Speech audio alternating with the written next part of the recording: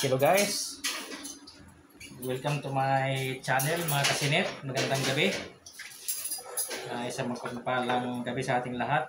Maligayang pagbabalik. Matagal na tayong tumigil sa use oil stove dahil marami tayo namang tanggap na project din sa labas. So mayroon lang tayong inuumpisa na panibago na namang design mga kasinit. Kasi pag sinabi nating upgraded, nag-iiba yung mukha. Ngayon, pag sinabi ni Sir na Sir SDB, pag tinawag mong upgraded, nag-iiba yung mukha. Kaya ito, maaaring tatawagin kong na-upgrade. Subukan natin i-upgrade yung nozzle. Yung nozzle na kakaibang combination. So yung pinaka-chamber natin, makapal siya 6 mm, tapos nagtaklog pa yung 9 mm. So matindi na yung kakapal na talaga. Mayroon sa gitna pa. So disaklog pa rin ang design natin kasi para madali maglinis. Ganyan pa rin siya. Ganyan pa rin yung design natin. Ditanggal chamber pa rin. Ngayon, nag-iiba na naman. Di uno na yung ano natin, binaon na. Di uno na yung nipple. Ngayon, ganito mga kasinit. Pakita ko itong ibang disenyo ng nozzle. So, tingnan nyo mga kasinit. Apat yung parang octopus siya. Apat na nilagyan natin ng paganon. Tapos dito sa butas na to, tatakpan pa ito. Tapos yung pinaka oil enhancer, dito siya sa ilalim. Tagdalawa na kabukaka. Parang naka-twisted. Hindi siya nakasintro lang na ganon. Nakabukaka siya. Patira siya pa ganon. Patira siyang pa-slide. Paganon. Para siyang parang style din kay Bylarski na twisted. So pabukaka siya 8 bawat isang tubo, dalawa, 8 ang distract oil enhancer. Tapos akyat ka lang konti, nandito na yung unang liyab. Tapos mayroon din to sa pangatlo na. So ngayon kaya nga sabi ko upgraded dahil nagbago yung design natin sa nozzle. Ang nozzle ko ngayon is double pipeline. Mayroon siyang compartment dito. Saraduhan to. Pauslian ang tubo na ganon. Nakausli ang tubo na ganon mga kasinit. Pag nakausli na ganyan, tatakpan dito. So mayroon siyang butas. May pangalawang, yung sa gitna, yun yung pangalawang nozzle. Tatagos yun sa kabila. May compartment dito, sarado. Tapos pag i-welding mo ito, ibig sabihin nakaseparate na.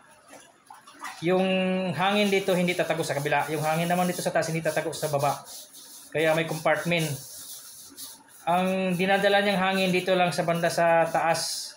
Yung 4 ito at saka 8 sa taas, yun lang ang dadalhin niya.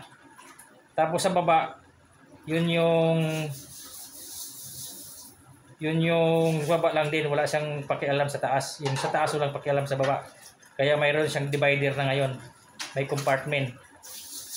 So, i-welding ito. Lagyan ng flat bar, ay plain sheet, sarado.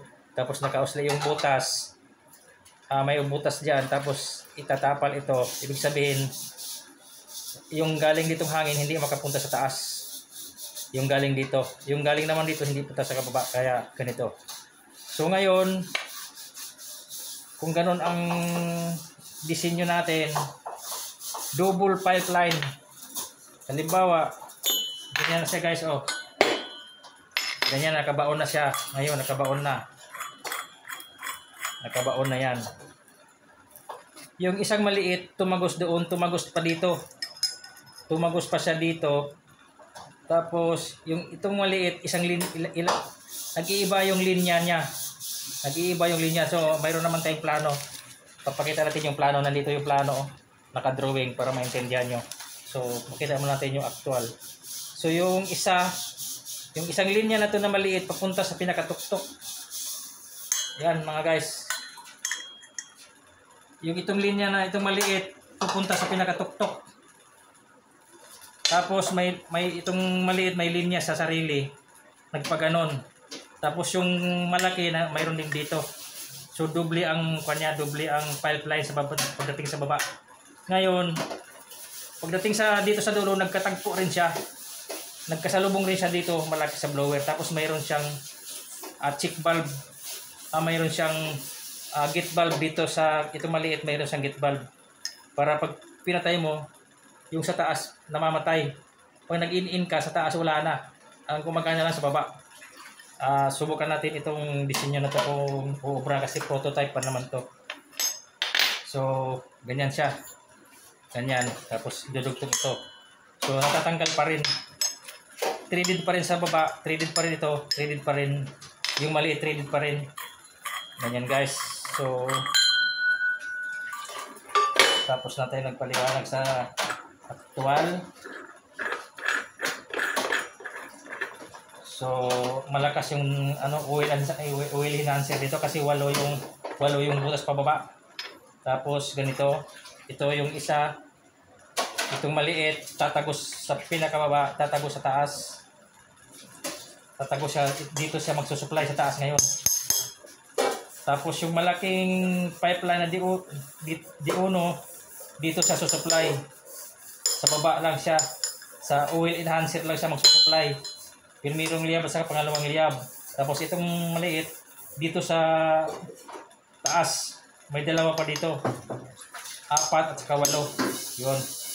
Tapos pupunta tayo sa guys, plano. Ganyan na. Ito ang pinataas ko na to, 4-in-1/2 na. Para maganda yung kuan niya. Hipo ng apoy. Kasi mayroon siyang dimmer, dito sa taas na mamatay pag nag-in-in ka. So pupunta tayo sa plano. Yan guys, para maintindihan talaga natin kung ano yung layout natin sa bago nating project. So ito yung layout kasi natatanggal yung chamber ko. Ito yung kalahati na iiwan. Ito yung isasaklob sa taas. Yan yung isasaklob. Kaya ganyan yung style niya. So makikita nyo yung guys. Nandyan oh. So ito at saka ito. Yan guys. Ito at saka ito. Yun yung uno na tubo. Yun yung uno na tubo. Tapos yung maliit na tubo hanggang dito lang. Hanggang dito na lang siya kasi may plate siya oh. May B-split dito nakatakip. Tapos naka-full wheel dyan dito. Para yung hangin dito hindi makatagos doon. Yung hangin naman dito hindi makababa. Kaya susuplayan na lang niya yung butas doon at saka butas doon. Susuplayan niya yung itong linya na to sa gitna. Papunta siya sa baba. Mayroon siyang thread dito para matanggal ang nozzle. Matanggal lahat yan. Tapos dito sa ilalim yan naka-wheel dito. Guys, tingnan ko sa ito. Cellphone ko na baloktot. So, ganyan. Mayroon siyang threaded, may elbow. Para yung galing dito, sabay-sabay mo makalas. Makalas yan kasi threaded naman din dyan. Makalas yung dalawa. Tapos, pupunta siya dito. Mayroon siyang gate valve dyan. Mayroong on and off. Tapos, papunta siya doon sa malaking di-uno na pipeline. Tapos dito yung blower natin. Ito yung tubo ng blower natin. Kaya pagka pumasok dito yung hangin, punta rito. Susuplayan niya yung hanggang doon sa tuktok. Ngayon pag pinatay mo, wala nang supply doon sa taas. Wala na, hindi na yon. Pag in mo, wala na, hindi na yun gumagana. Ito na lang ang gumagana. Itong dalawa dito. Yan ang gumagana na lang. So, tingnan natin kasi prototype lang ito kung okay ba. Kaya ba niyang magpa-in-in. Kasi tayo nahihirapan tayong mag-in-in pinahinaan natin ng sobra yung blower natin kasi dito tayo nagdepende. Ito kasi nagliliyab pa nagliliyab pa ito. Ngayon, kung may double linya tayo, mamamatay yung dito na lang ang gumagana. So siguro itong apoy na ito aabot din dito sa taas. Aabot ito, lalakas na naman ito kasi lalakas ito dahil wala na siyang kompetensya dito. So maaring itong apoy dito lalakas din siya, aabotin sa taas, kaya pang in din siya. So ganyan guys. So pansinin niyo guys yung ano natin. Ayun oh, yung pinaka nozzle natin oh. Pag yan oh, naka-layout yung nozzle natin oh. Naka may arrow-arrow. Ayan oh. So pakita ko man natin yung ano, yung nozzle natin. So nakabukaka yan, para naka-twisted. Hindi siya nakatusok sa pababa nakabukaka yan, ganyan nagsalubong yan. Halos nagkasalubong din pero tumira yan sa flooring. So alternate dito banda malapit sa nozzle mayroong oil enhancer, tapos malapit sa gilid mayroon ding oil enhancer para lahat yan makakalatan yan ng hangin para madudurog siguro yung carbon, para hindi na kailangan natin ng carbon breaker. Air breaker na lang, parang air breaker, hindi na carbon breaker manual. So malakas siguro ang acceleration nito kasi 8 na to, 2 mm, okay na yun yan, malakas na ng hangin yan. So ito guys oh, yan. Coupling, branch coupling, dinugtungan natin ng tubo na uno yung branch coupling, uno rin yung tubo dinugtong. Tapos ito ang butas nito, pag binutasan ko to 3/8, malaki yung butas dito, kasya yung 3/8 para pag sakaling magkabara masungkit mo dito sa ilalim, masusungkit mo dito. Kasi ang butas naman dito is ano lang 2 mm, dalawa 2 mm. So pag nagbara dito ka magtusok sa ilalim mo kasi 3/8 nga ang ibubutas natin to, kasing laki nitong lapis oh. So kasyang-kasya oh. Yung 3/8 yung talim natin, ibutas natin patagos. So lakas ng hangin nun, laki ang butas kaya entrance niya. So pag tagos doon, dito sa gilid 2 mm na lang. Itong mga kuan nito 2 mm na lang yan, 2 mm. So depende na lang kung bubutasan pa dito ng 1.5. Sobra ng lakas yun, ang ahon na yung kuan, sobrang ahon na yung apoy. So ganyan lang guys. So ito pasilip natin sa bago nating design na subukan lang sa pagbabalik ni Casinit. May iba na naman tayong pasabog kung uobra. So ito yung prototype natin. Ito sarado ito. Pag sinarado yan, mayroon siyang nakabaon na tubo na ganon para magsusupply sa taas. So separate yung hangin sa taas at kababa. So pag pinatay dito guys, dito banda sa taas, saka dito mawawala. Ang matitira na lang dito banda, oil enhancer, itong tatlo, yan ang gumagana na lang. Tapos pag sinabi nyo guys nga baka hindi matanggal kasi ito tumagos hanggang dito, 3D din dito, 3D dyan, saka 3D din to, ibig sabihin pag inikot mo itong nozzle natin, tatanggal lahat. Pag inikot mo ito, tatanggalin lahat. Kasi nakaganyan siya oh. Kaganyan siya oh. Kaganyan, tapos tumagos hanggang dito. 3D din siya para mabaklas lahat. So ganyan guys. Yan yung pasilip natin ngayon na gusto kong gawin na panibagong mukha ng kalan natin, na hindi tayo nahihirapan tayo mag-in-in. Pinahinaan natin ng husto yung ano na ang blower kasi masusunog nga kung malakas. Kaya ngayon kahit malakas pa rin yung blower, dito lang yung apoy sa baba. So ang bubuga na lang sa taas, init na lang siguro, yung singaw na lang siguro ng apoy, hindi na gaano sigurong kalakasan, pwede pang in-in. Kasi itong sa taas namamatay. Yung itong dalawang layer na mamatay, ang gumagana na lang dito. Kaya dito na lang nag-apoy, siguro ang singaw doon maring init, pwede pang in-in na lang. Tumago sa chamber, pagdating dito namamatay yung banda rito, yung banda riyan namamatay na. So parang ganyan guys oh. So ganyan guys. Ang dito banda namamatay, ang gumagana sa kalahati. So siguro maganda. Subukan lang natin guys kung uubra. Palagay ko uubra din siguro. Tapos kung uubra siya, ito namang ginawa kong parang octopus oil enhancer, baka uubra din, mas maganda na. Kasi nakatutok siya sa flooring. Nakatutok sa flooring tapos nagbuka ka, ibig sabihin bulabugin niya yung mga kwan dyan, carbon. Nagpagano, ibig sabihin lahat niyan iniihipan niya ng hangin. Wala siguro ganong magka-carbon. So testing lang guys. Kung hindi uubra ito, maaring ang uubra itong design na patayin sa taas. Ito maaring gagana kasi mayroon tayong gate valve dito. Pag pinatay mo, walang hangin pupunta doon sa tuktok. So pag binuksan mo, may pupunta doon. So ganyan lang guys.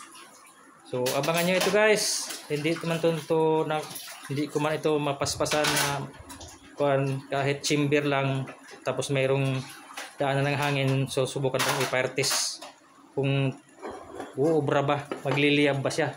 So malapit na rin ito kasi nabuo na yung chamber. Ang bubuuhin na lang yung nozzle, saka yung dalawang linya ng pipeline. Yung dalawang linya, kasi dalawa yung linya niya, may sa baba saka may sa taas. So ito na lang ang mabutingting. Dating nito mabutingting dito, mabutingting dito, mabutingting dyan. So yun na lang. At saka itong pinaka-nozzle natin na may mga butas, parang octopus. Ayan guys, parang octopus design. Ayun, bumubuga sa ilalim, bumubuga sintro. Hindi na pa ganun. Wala na siya sigurong pukak-pukak. Ito wala nang magbangga-banggaan ng apoy dahil nakasintro sa tumutok sa flooring So hanggang dito na lang po. Maraming salamat sa ating lahat. God bless, and please subscribe my YouTube channel. So guys, andito po kung sa sunod nating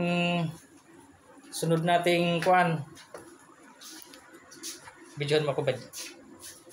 Sa sunod nating mga project guys, kung mayroon tayong order, mayroon mag-order sa akin, mayroong may shipment, mayroong ito, may kasamang guys, may kasamang t-shirt na Kasinit Vlogger ganito guys ang natin design ito yung innovation natin. Dati dilaw, nag-orange, tapos nag-blue flame tayo. So ito guys yung natin t-shirt. Maaring kung sakaling magbinta ako sunod, mayroon tayong padalang t-shirt, pero hindi itong puti, yung dry, parang dry na cotton. Hindi ganito kasi blue corner. Mas maganda yung parang dry pang basketball. Tapos printahan natin ng ganito, Kasinit Vlogger YouTube. So hanggang dito na lang po. Maraming salamat sa inyong lahat. God bless.